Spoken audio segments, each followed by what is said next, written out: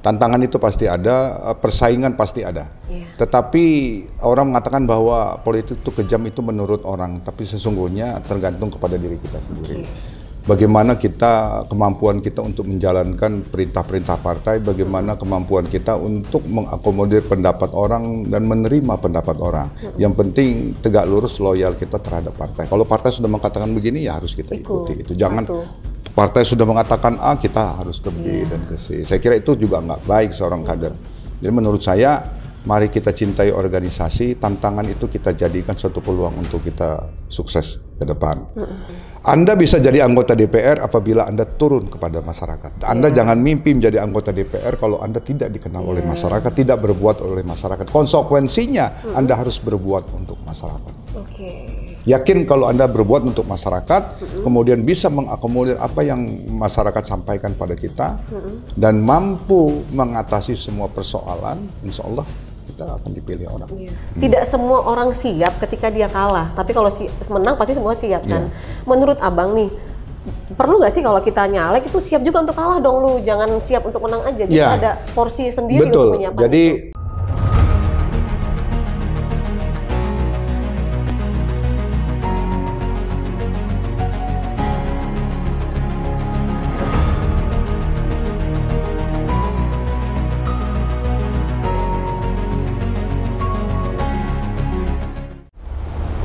Assalamualaikum warahmatullahi wabarakatuh. Pemirsa, kita berjumpa dalam Parlementaria.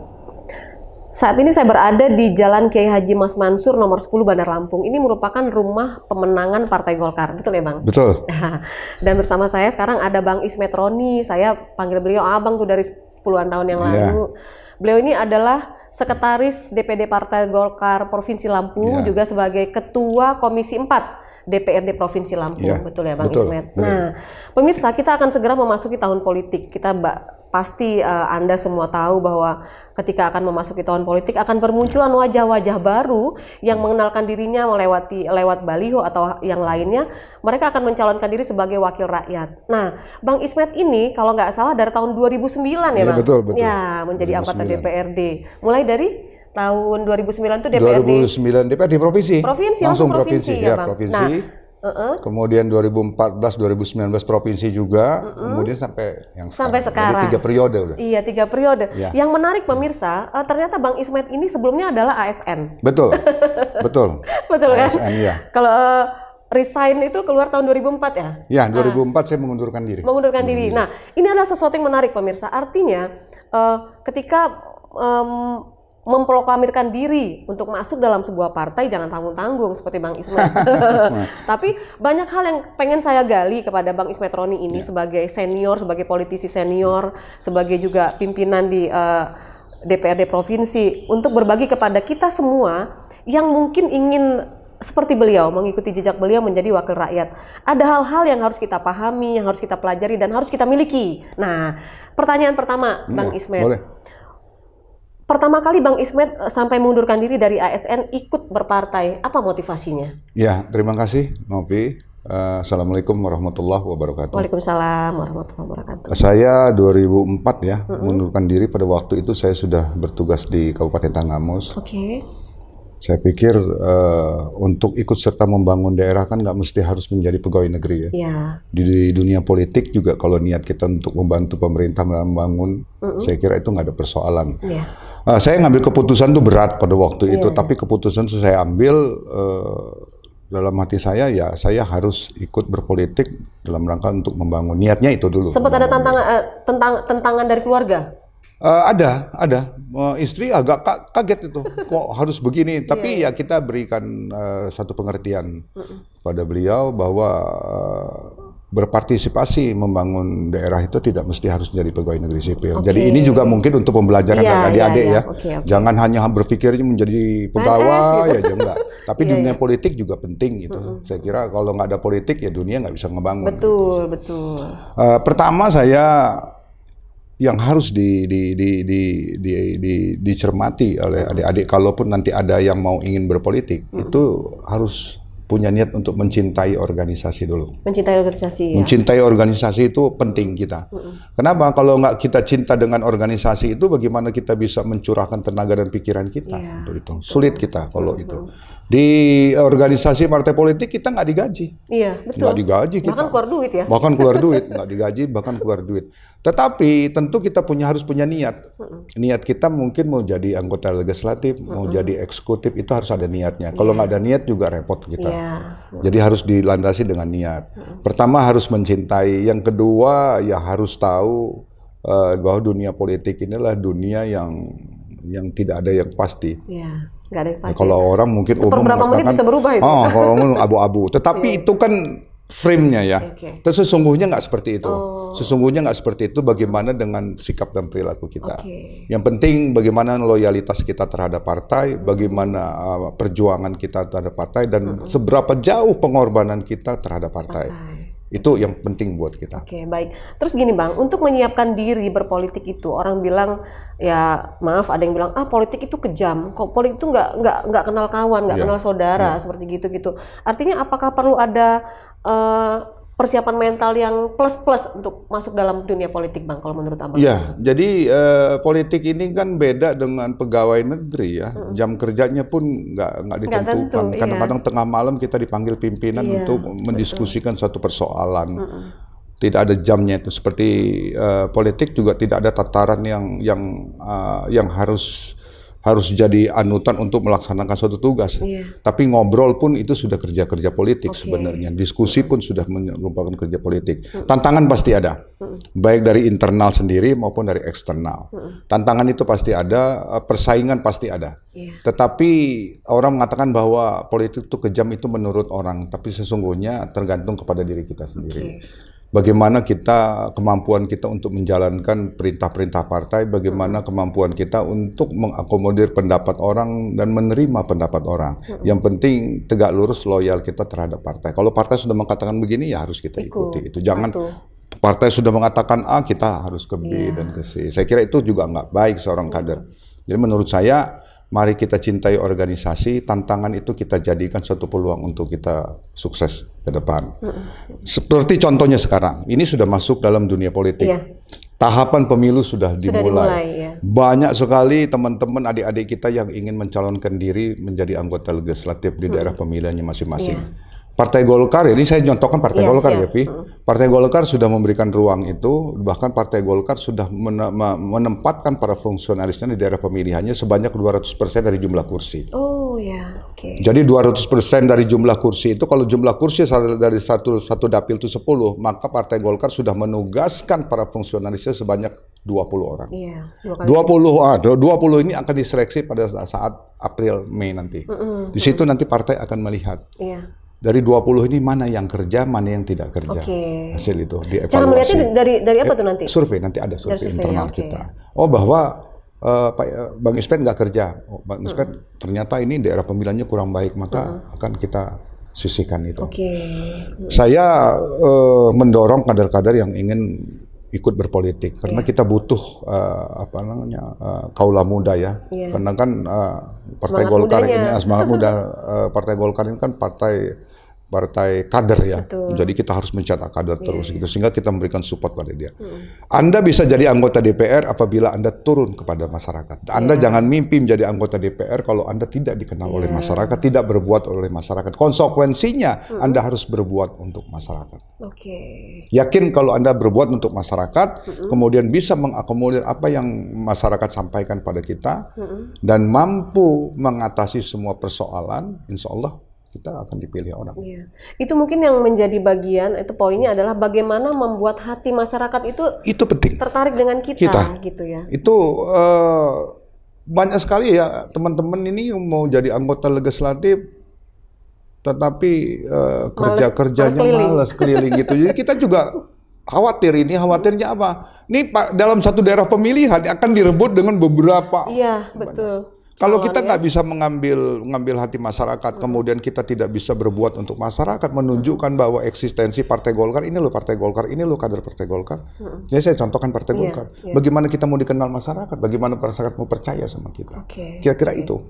Nah terus gini Bang, bagi mereka yang masih muda, yang masih tipis sekali pengetahuan atau wawasan tentang berpolitiknya. Agak bingung kan, Gamang, apa yang harus dilakukan? Kalau di Golkar sendiri apakah itu ada bimbingannya? Kita ada bimbingannya. Ada, kita ya? akan memberikan mereka satu ilmu pengetahuan, bagaimana cara mereka harus turun ke bawah, bagaimana cara mereka harus mengakomodir aspirasi masyarakat, bagaimana mereka harus berbuat masyarakat. Pertanyaannya ada. Orang selalu bertanya pada saya, Bang, ada biayanya nggak itu? Ada. Pasti ada biayanya. Nggak mungkin nggak ada biayanya. Ongkos politiknya, ya? Ongkos politik pasti ada. Sehingga kita harus siap itu semua.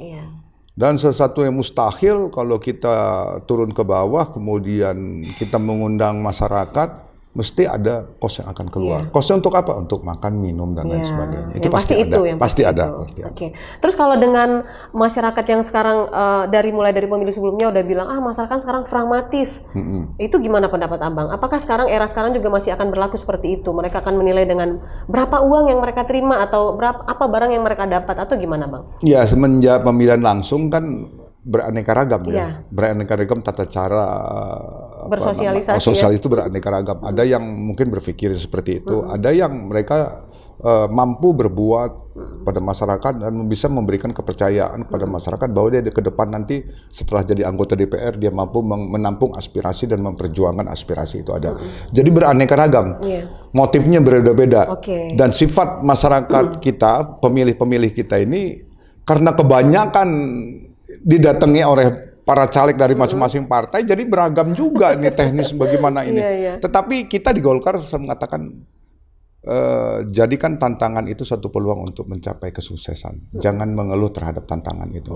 Berbuatlah kepada masyarakat, karena memang frame Partai Golkar ada karya kekaryaan, doktrinnya itu ada karya kekaryaan, jadi kita tuh harus berbuat kepada masyarakat. Terus gini Bang, ketika seseorang itu pengen jadi wakil rakyat ya Bang, dia jadi nggak jadinya itu, menurut Abang sebagai politisi senior itu berdasarkan kompetensi dia, kemampuan dia, kualitas dia, atau memang nasib baik dia Bang? Nggak, berdasarkan kemampuan. Jadi kemampuan dia didorong dengan partai. Kan sistem sekarang ini kalau dia memang nanti sistem terbuka. Ya ini kan lagi proses nih ya, sistem terbuka. Ada perolehan partai, ada perolehan caleg. Oh gitu. Ya kan perolehan partai dengan perolehan caleg itu akan dijadikan satu, kemudian dibagi setlist kita kan bagi 1-3-5-7 kalau aturan yang lalu. Bagi 1-3-5-7. Artinya partai juga perlu didengungkan di situ. Partai harus diperkenalkan juga. Kalau dia nggak memilih personal aja tidak. Partai juga harus kita sosialisasikan. Ini loh partai kita, ini loh frame kita, ini loh Partai Golkar gitu-gitu. Kira kayak gitulah. Karena jumlah yang memilih nggak ya kalau masyarakat tidak memilih personal itu rata-rata mereka pilih partai, coblos partai. Nah itu juga penting buat kita. Kalau ini sistem terbuka. Ya. Mengarahnya kemana belum tahu ya Bang?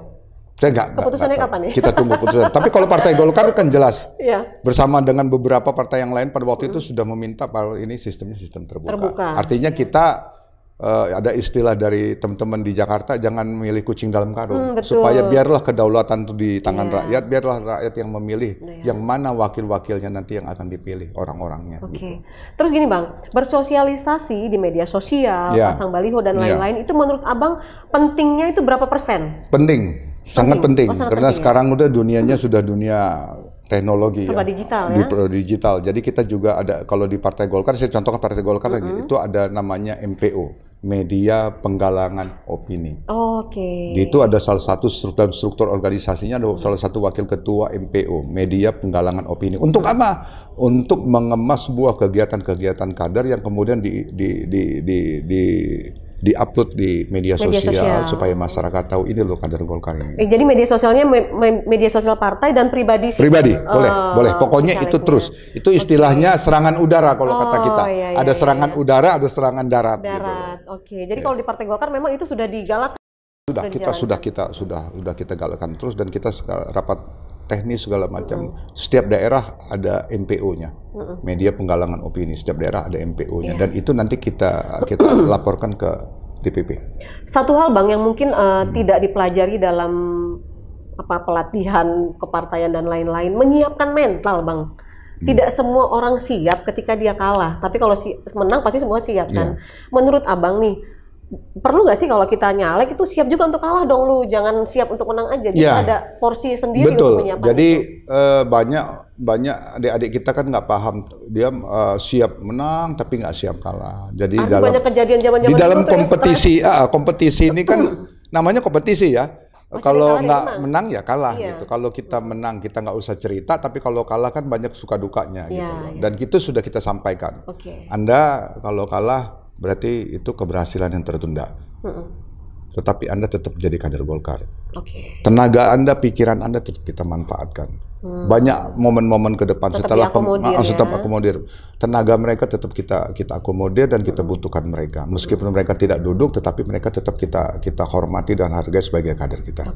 Terus berkompetisi antar, kalau dalam satu dapil ada berapa caleg gitu ya. Cara berkompetisi yang baik itu seperti apa? Ya, jadi kan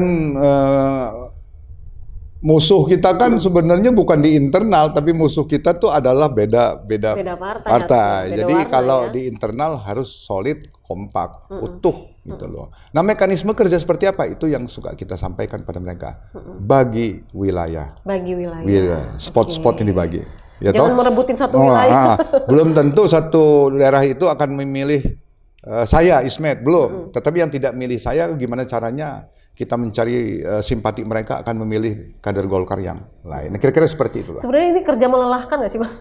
Kalau menurut Abang ya? Kalau saya kan sudah nggak merasa lelah lagi ya, karena saya cinta terhadap partai dan saya patuh terhadap pimpinan dan saya juga mensupport kader-kader untuk mereka bisa maju ke depan. Gitu. Karena regenerasi tidak bisa terhindari, itu tetap akan terjadi regenerasi, ya toh. Regenerasi akan berjalan, maka sejak saat ini pun kita sudah mempersiapkan kader-kader kita siapa nanti ke depannya akan lebih. Ini tadi Abang bilang di awal tadi ya, supaya nggak terasa lelah, mungkin dia cintai organisasi itu. Cintai, harus cinta. Kalau kita nggak cinta, nanti kerjanya nggak ikhlas. Kalau kita nggak ikhlas, loh, kapan kita bisa mampunya gitu loh. Baik. Gitu. Bang Ismet, 1 menit terakhir Bang, pesan yang ingin Abang sampaikan kepada siapapun, anak muda atau siapapun yang ingin berpartai, apalagi mereka ada keinginan untuk menjadi bagian dari wakil rakyat di legislatif sana, apa yang ingin Abang sampaikan? Yang pertama saya berpesan pada adik-adik saya yang muda-muda ini,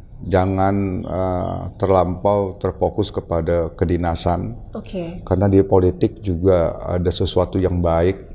Politik ini juga bisa menjadi jalan kita untuk ikut serta membangun daerah. Mari ikut bergabung di perpolitik, karena politik ini penting bagi pembangunan daerah kita.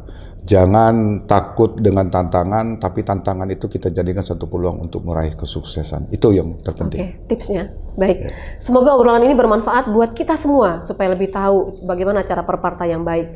Supaya tetap istiqomah dan nggak ngerasa ada sakit hati, nggak ada dendam. Gitu. Jadi ikhlas-ikhlas aja ketika kita melakukan sesuatu di partai. Dan ini mudah-mudahan tips yang baik juga buat para calon legislatif yang baru, yang muda-muda ya. Supaya tetap semangat dan jangan berpikir negatif lah tentang partai. Mungkin gitu kali ya. Ya, kita harus berpikir positif gitu ya. Karena kalau negatif kita berpikir, nanti khawatirnya energi yang masuk ke tubuh kita energi negatif gitu. Terima kasih pemirsa atas kebersamaannya dalam Parlementaria. Bang Ismet Roni, terima kasih loh sudah berbagi tips untuk kita semua. Sukses selalu buat Abang. Lain waktu kita ngobrol lagi. Terima kasih Bang ya, sukses selalu. Dan pemirsa, saya Novi Balga undur diri dari Parlementaria beserta kerabat kerja yang bertugas. Sampai jumpa dalam Parlementaria episode berikutnya. Sampai jumpa dan wassalamualaikum warahmatullahi wabarakatuh. Terima kasih ya Bang.